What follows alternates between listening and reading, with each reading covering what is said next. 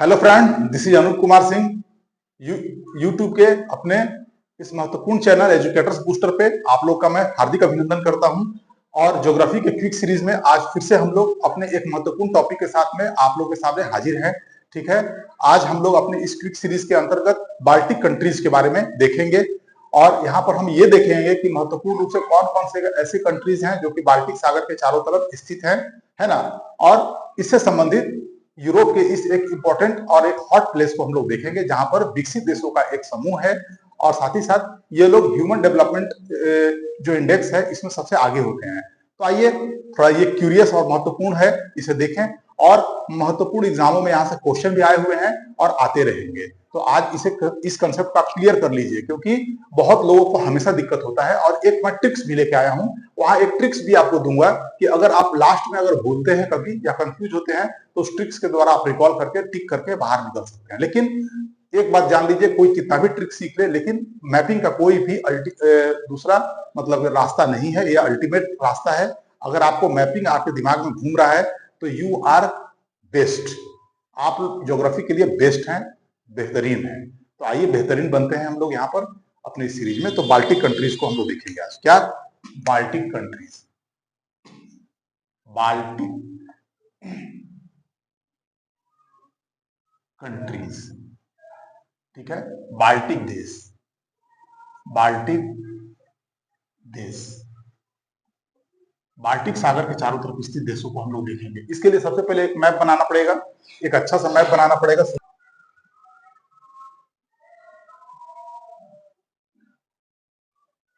क्योंकि मैपिंग जो है ना वो अच्छा सा होना चाहिए मैप, क्योंकि मैप जब अच्छा बनेगा ना तभी समझ में भी ठीक से आता है। ठीक है,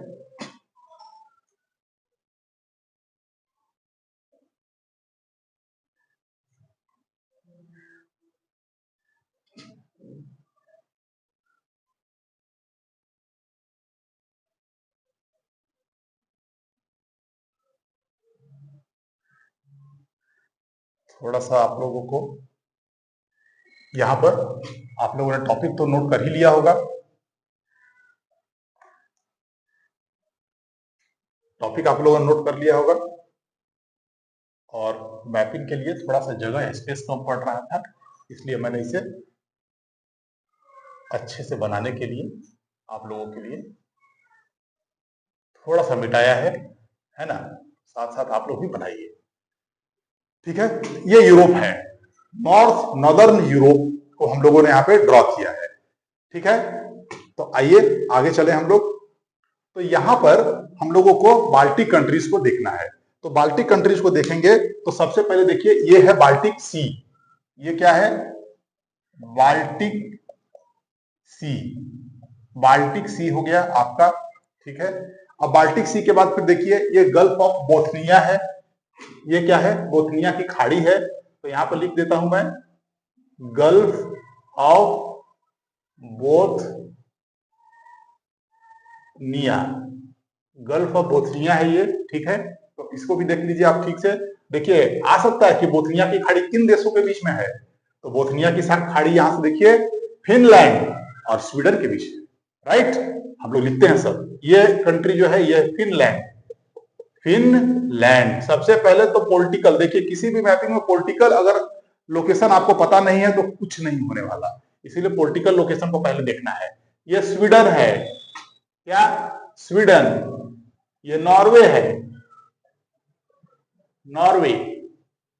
ओके, आइए उसके बाद फिर देखिए यहां पर एक देश है बहुत ही विकसित और महत्वपूर्ण देश।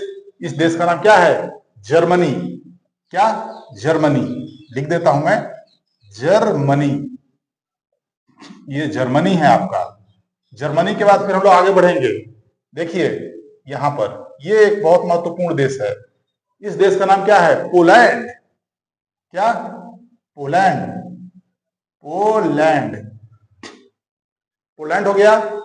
और फिर उसके आगे चले हम लोग यहां पर, तो देखिए यहां एक ऐसा देश है जिसको अगर आप सुन लेंगे तो आप लोगों को लगेगा कि ये कैसे यहां आ गया। रसिया। कौन? रसिया,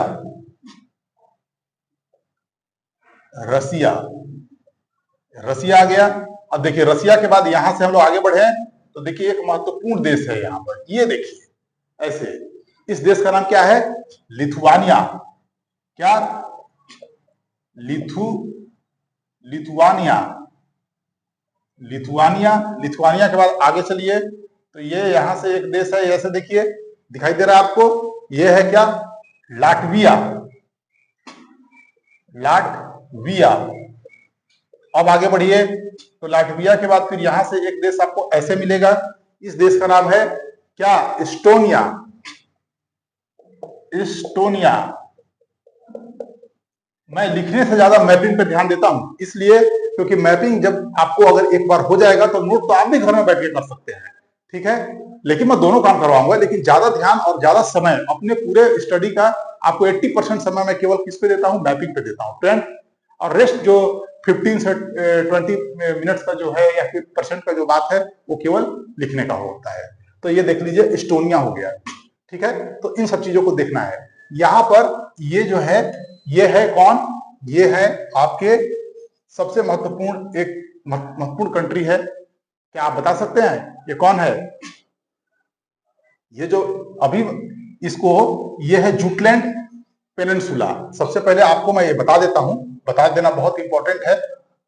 यहां पर जुटलैंड पेनिनसुला, इस पूरे पेनिनसुला को कहते हैं जुटलैंड पेनिनसुला, JUTLAND, जुटलैंड पेनिनसुला, ठीक है। पेनिनसुला,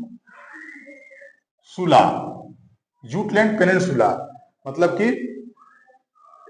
जुटलैंड प्रायद्वीप है। ये प्रायद्वीप का मतलब होता है जो सभी तरफ से क्या हो? जो जल से घिरा हो, ठीक है, जल से घिरा हुआ हो। आगे चलिए, अब देखते हैं हम लोग यहां पर, जैसे जर्मनी है तो जर्मनी की राजधानी क्या है? जरा देख लीजिए एक बार, यहां पर है बर्लिन, ठीक है, क्या है? बर्लिन। उसके बाद फिर देखिए पोलैंड, पोलैंड का क्या है? वारसा। आप लोग लिखते चलिए वारसा, ठीक है। रसिया का देखिए राजधानी यहां स्थित नहीं है, यहां पर एक महत्वपूर्ण शहर रसिया का स्थित है कालिनिनग्राड, आप लिख लीजिएगा, ठीक है, कभी आ सकता है। कालिनिनग्राड, कालिनिनग्राड, ठीक है, कालिनिनग्राड। फिर यहां पर आइए लिथुआनिया। लिथुआनिया की यहां पर राजधानी स्थित है, इसका नाम है विल्नियस। नोट करते चाहिए सब जगह, मैं यहां पर साफ साफ देखिए, इसमें साफ साफ दिखाई पड़ रहा है, यहां पर क्या है राजधानी इसकी? विल्नियस, विल्नियस, ठीक है। उसके बाद फिर क्या है? लाटविया की राजधानी देखिए तट पे स्थित है, यहां पर ये क्या है? रीगा। यहां पर क्या स्थित है? ये रीगा, मैं अंदर लिख देता हूं RIGA, ठीक है, रीगा। उसके बाद फिर हम लोग चलते हैं एस्टोनिया, तो एस्टोनिया की राजधानी यहां स्थित है, इसको आप अच्छे से देखिए, मैंने तीर निकाल कर लिख दिया है, क्या नाम है? तल्लीन, TA, ठीक है, LLILL, तल्लीन, ठीक है। फिनलैंड की राजधानी क्या है? यहां पर स्थित है, यह है हेलसिंकी, ठीक है, क्या? हेलसिंकी। मैं पेन का कलर बदल देता हूं, ज्यादा ब्लू कलर का हो चुका है, इसको क्या लिखेंगे हम लोग? हेलसिंकी, HELSIN, ठीक है, सिंकी, हेलसिंकी, ठीक है। और स्वीडन का, स्वीडन की राजधानी तो आपको पता ही है, ठीक है, स्वीडन की राजधानी क्या है? स्टॉकहोम, यहां लिख देता हूं ST, स्टॉकहोम, ये स्टॉकहोम हो गया। और फिर नॉर्वे का यहां पर राजधानी स्थित है, क्या है? ओस्लो, इसको ऊपर लिखते हैं हम लोग ओस्लो, ठीक है, राइट। और यहां पर देखिए यहां स्थित है कोपेनहेगन। आप लोग नोट कीजिए, ये सब कुछ छोटा मत समझिएगा, क्या? कोपेनहेगन,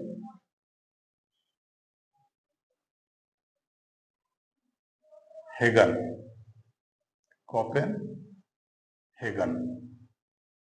ठीक है। अब देखिए ये पूरा आप समझ गए, यही है लोकेशन पूरे बाल्टिक कंट्रीज का। तो पूरा बाल्टिक जो देश है, अब इस पे हम लोग नोट करेंगे एक एक करके सभी कंट्रीज को। तो मैं थोड़ा इसे रफ कर देता हूं, ठीक है।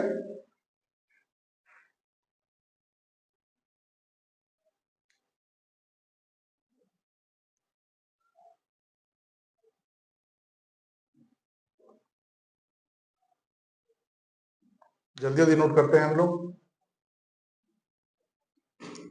यहां से चलते हैं डेनमार्क,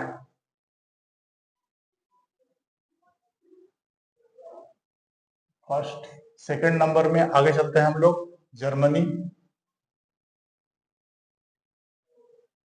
जर्मनी। थर्ड नंबर में हम लोग चलते हैं पोलैंड, पोलैंड। फिर फोर्थ नंबर में हम लोग चलते हैं, कौन है, रसिया, RUSSIA, रशिया। फिफ्थ नंबर में हम लोग आगे बढ़े तो हम लोग को मिलेगा क्या, लिथुआनिया, लिथुआनिया। लिथुआनिया के बाद सिक्स नंबर में हम लोग चलते हैं तो हम लोग को क्या मिलता है, लिथुआनिया के बाद लाटविया, लाटविया। लाटविया के बाद सेवन नंबर में जब आगे बढ़ेंगे आप तो आपको क्या मिलेगा, इस्टोनिया, ठीक है, एस्टोनिया, एस्टोनिया। और सेवन के बाद एट नंबर में आप आगे बढ़िएगा तो आपको क्या मिल जाएगा, इस्टोनिया के बाद में, इस्टोनिया के बाद में आपको मिलेगा क्या, तो फिनलैंड। यहां लिखना है हम लोग को फिनलैंड। और फिनलैंड के बाद जब हम लोग आगे बढ़ेंगे तो नाइन्थ नंबर में हमको मिलेगा स्वीडन, ठीक है, स्वीडन। ये है पूरे पूरे 9 कंट्रीज हैं जो कि बाल्टिक कंट्रीज के नाम से जाने जाते हैं, जो बाल्टिक सागर के चारों तरफ स्थित है। तो इसे आप अच्छे से कर लीजिए ताकि कभी भूलिएगा मत, है ना। अब एक ट्रिक है, तो ट्रिक भी मैं यहाँ पे लिख देता हूँ और ट्रिक को समझा भी देता हूँ कि कैसे करना है। मैं अभी थोड़ा मिटा रहा हूँ, आप देखिएगा, ठीक है। ये कोपेनहेगन मिटा दिया मैंने, ठीक है, जो कि डेनमार्क की राजधानी है। अब आइए यहाँ पर देखिए ट्रिक, ठीक है। तो ट्रिक क्या है, तो जरा देखिएगा, रूड, RUDE लिख लीजिए पहले तो, रूड, ठीक है, rude, RUDE, rude. Germany, GER, Germany. तो लिखिए पूरा, rude Germany sale, rude Germany sale, ठीक है। क्या, rude Germany sale, sale Poland, Finland, Finland. बस ये जो है, यही है आपका ट्रिक, इसी को कहते हैं ट्रिक। बस इतना ही आपको याद रखना है मन में कि जर्मनी जो है एक रूड है, जर्मनी रूड है, मतलब कि अच्छा व्यवहार नहीं करने वाला। इसको बस ट्रिक में बनाया गया है, इसका कोई वास्तविकता से लेना देना 1% भी नहीं है। Rude Germany sale Poland Finland. RU से क्या हो जाएगा, RU से हो जाएगा रसिया, ठीक है, RU से आपका हो गया रसिया। फिर DE से हो गया डेनमार्क। फिर जर्मनी, तो स्वयं जर्मनी एक कंट्री है। फिर सेल का S जो है वो S दिखाता है आपको स्वीडन के बारे में, E दिखाता है इस्टोनिया के बारे में, L दिखाता है लिथुआनिया के बारे में, और L एक और है वो दिखाता है लाटविया के बारे में, और पोलैंड एक देश है ही, और एक फिनलैंड एक देश है। तो इस तरीके से अगर आप याद करके रखते हैं तो सारे इसमें कोडिंग सेट हो जाते हैं। एक एक लेटर्स जो है एक एक कंट्री को प्रदर्शित करता है, ठीक है। 1 2 3 4 5 6 7 8 और 9, राइट। तो इस तरीके से हम लोग बहुत ही आसानी से और बहुत ही कम समय में बाल्टिक कंट्रीज को हम लोगों ने देख लिया है। मुझे पूरा आशा है कि आपको मैपिंग के थ्रू ही सारी चीजें याद हो गई होंगी और आपको ज्यादा कोई दिक्कत नहीं हुआ होगा। एक इंपॉर्टेंट बात और कि आप देख लीजिए कि गल्फ ऑफ बोस्निया के पास कौन कौन से देश हैं, तो फिनलैंड और स्वीडन। इसको, ये आपका ड्यूटी है, आपको नोट कर लेना है, नोट लगा के इसको नोट कर लीजिएगा, इंपॉर्टेंट है, आता है किसके किसके बीच में है। तो ठीक है फ्रेंड, आज का क्लास यहीं रोकते हैं, ठीक है। हमारी वीडियोस को आप लाइक शेयर एंड सब्सक्राइब करना बिल्कुल ना भूलें, ठीक है। हम लोग मिलके इसी तरीके से आगे बढ़ते रहेंगे और महत्वपूर्ण लोकेशंस को करते रहेंगे, ठीक है। तो नेक्स्ट क्लास में फिर से मैं आपसे मिलूंगा, तब तक के लिए हमें आज्ञा दीजिए, ठीक है। धन्यवाद, थैंक यू।